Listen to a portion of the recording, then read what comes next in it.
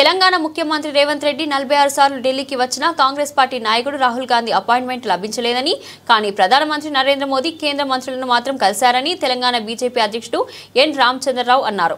ప్రధాని, కేంద్ర మంత్రులు ఆయన ఎప్పుడు కోరినా సమయం ఇచ్చారని గుర్తు చేశారు. కానీ సొంత పార్టీ ముఖ్యమంత్రికి రాహుల్ గాంధీ ఎందుకు సమయం ఇవ్వడం లేదో చెప్పాలని ప్రశ్నించారు. ఢిల్లీలో ఆయన మీడియాతో మాట్లాడుతూ బీజేపీ మతపరమైన రిజర్వేషన్లకు వ్యతిరేకమని స్పష్టం చేశారు.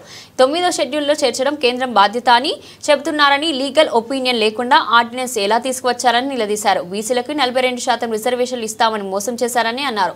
అసాధ్యమని తెలిసినప్పటికీ బిల్లు తీసుకురావడం సరికాదని అన్నారు. ఓటు బ్యాంకు రాజకీయాల కోసం బిల్లు తీసుకువచ్చారని ఆరోపించారు. రిజర్వేషన్ల విషయంలో కేంద్ర ప్రభుత్వంపై, బీజేపీపై నిందలు వేస్తే సహించేది లేదని అన్నారు. ముస్లింలకు ఇచ్చిన 10% రిజర్వేషన్ తొలగించి బీసీలకు 42% రిజర్వేషన్లు ఇవ్వాలని డిమాండ్ చేశారు.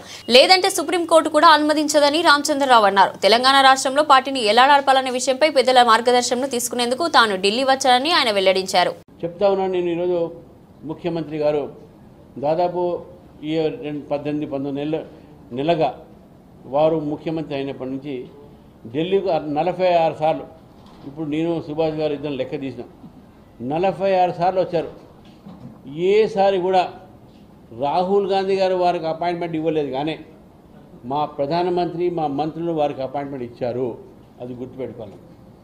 రాహుల్ గాంధీ గారు వారి పార్టీ నేతలు ముఖ్యమంత్రి గారికి అపాయింట్మెంట్ ఇవ్వలేదు, కానీ మా పార్టీ నాయకులు, ముఖ్యమంత్రి, ప్రధానమంత్రి గారు, మా పార్టీ కేంద్ర మంత్రులు వారికి సమయం ఇచ్చారు.